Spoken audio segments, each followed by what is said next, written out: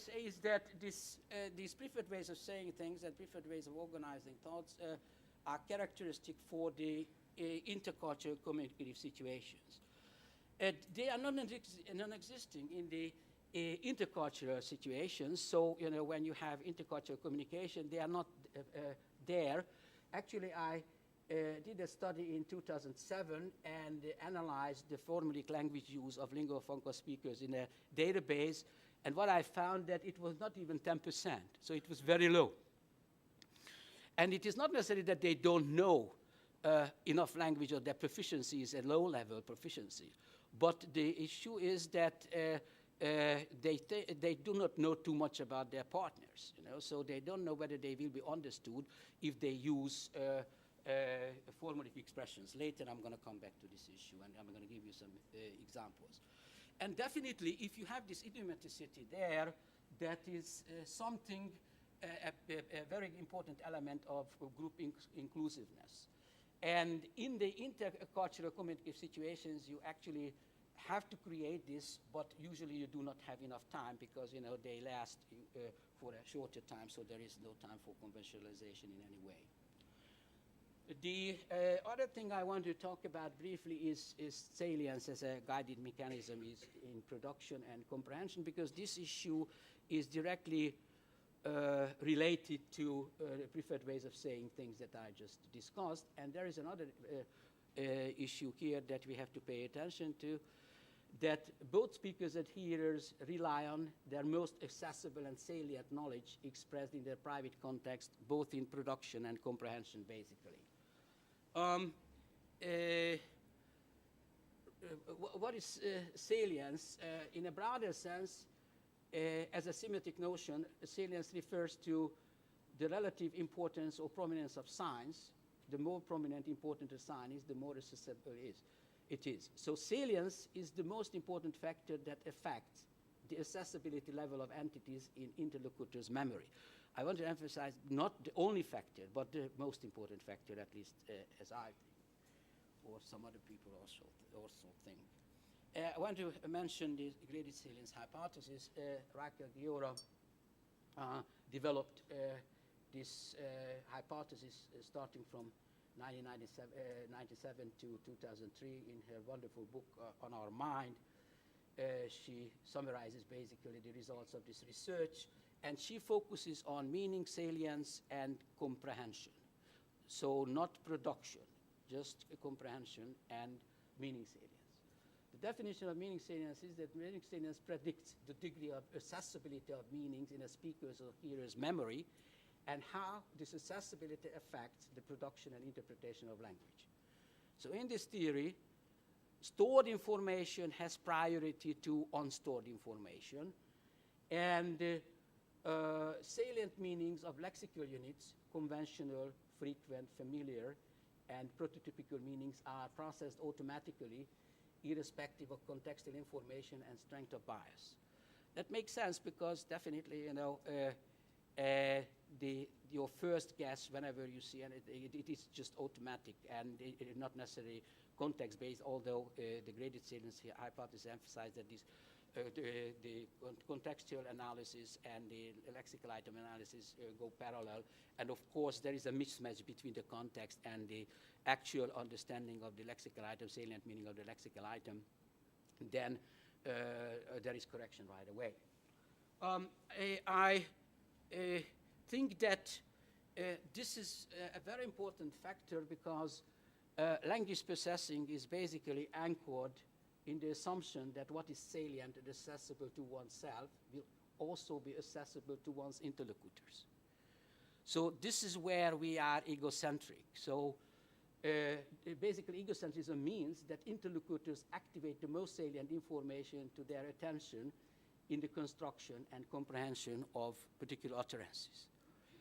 And I want to emphasize that this is in both sides. So it is not just in comprehension, but in production as well.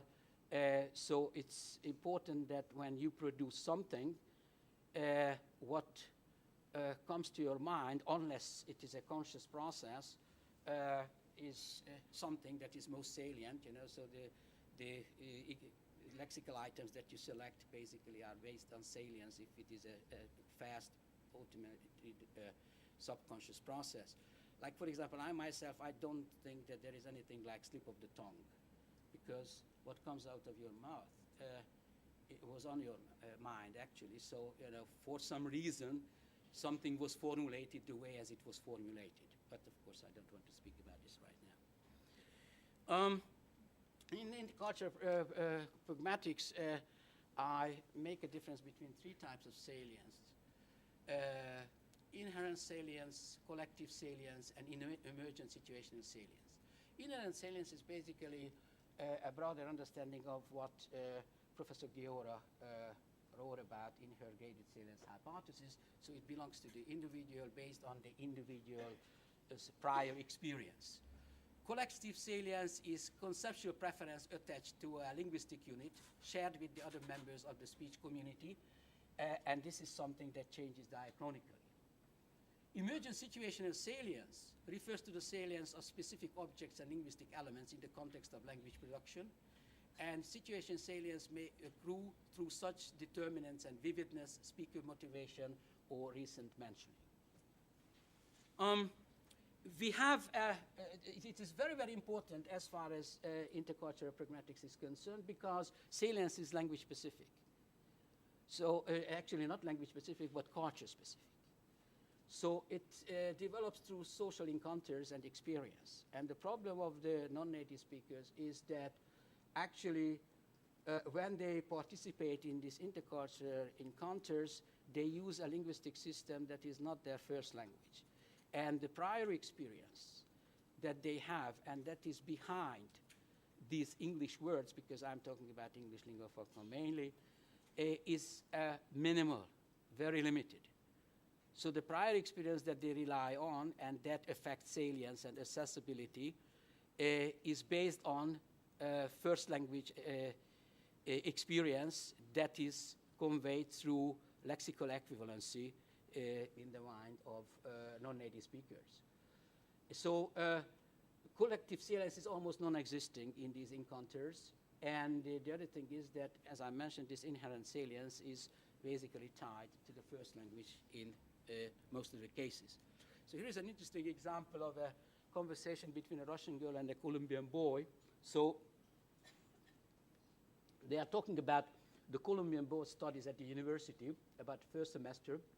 And the interesting thing is how they try to kind of establish this interculture that is based on the understanding of high school. Of course, what is their prior experience with this expression, high school is entirely different in Russia, in Colombia, and in the United States. So what they are trying to do in this conversation to come to a common ground in one way or another, to create an interculture that is clear for both of them in one way or another. So if you go through the whole conversation, you will see that after all, there are different understandings of the concept high school for the two speakers. And at the end, of course, they come to some kind of conclusion. So they, as you see here, they say, did you do some kind of studies there in high school? Yeah, they teach us chemistry, physics, everything. It's not like here. So right away, you know, the Colombian boy says that this is different than here in the United States. And the Russian says, you study chemistry when you were in high school? Yeah, in high school. And what is high school like in Colombia? So here is a kind of a concrete description of what high school is all about. I didn't want to kind of put up the whole conversation up there, but the conversation is about establishing a common ground as far as the understanding of a particular interculture is concerned. The other thing that I want to mention, and it goes back also to the difference between intercultural communication and intercultural communication, and this is how non-native speakers process language. Basically, they prove the Gricean modular view because their most salient meaning usually is the literal meaning of a linguistic expression. As far as the non-native speakers, as far as the native speakers are concerned, several studies demonstrated that for the native speakers, it's not very important whether this is a figurative meaning or a literal meaning, Gibbs has made some very interesting studies in this, that after all, as far as figurative meaning or literal meaning are concerned, it's the same in processing for the non-native for the native speakers. And the other thing is that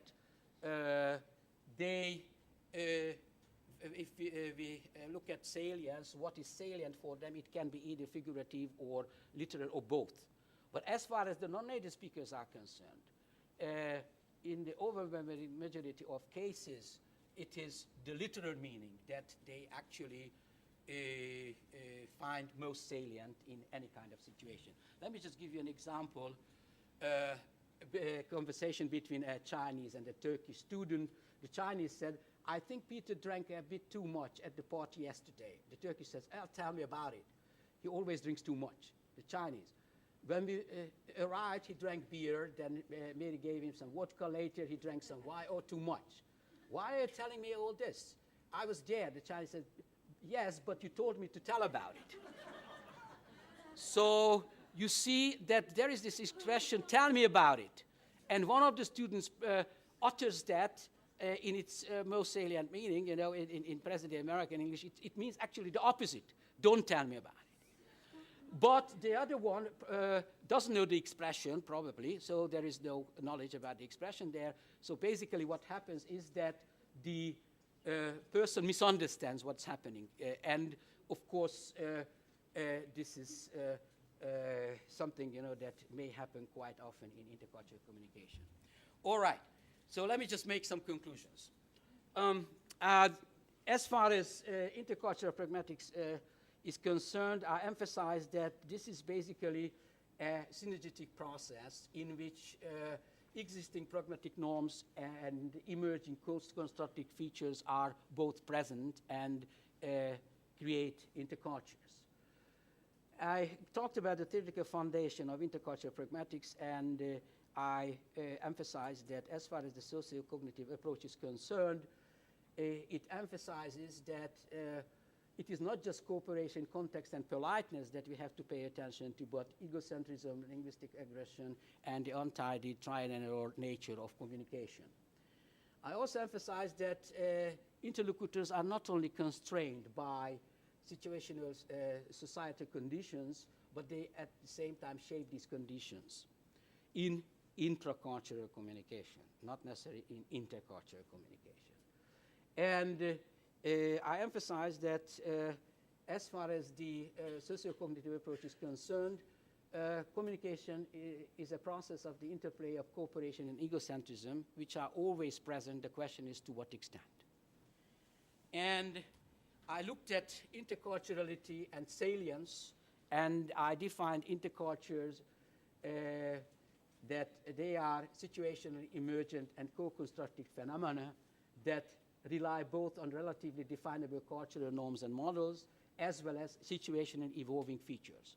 So, and emphasize that what we have here is basically a transformation of community behavior rather than any kind of transmission. I said that salience is very, very important from the perspective of intercultural pragmatics, because non-native speakers have prior experience, not necessarily the lexical items of the second language, but the lexical items of the first language. And of course, they make a connection between the lexical equivalents, and then they transfer the cultural load behind the first language equivalent expressions. And this is important because both in production and comprehension, speakers rely on their most accessible and salient knowledge. And of course, this happens both in intercultural and intracultural communication. Thank you very much for your attention.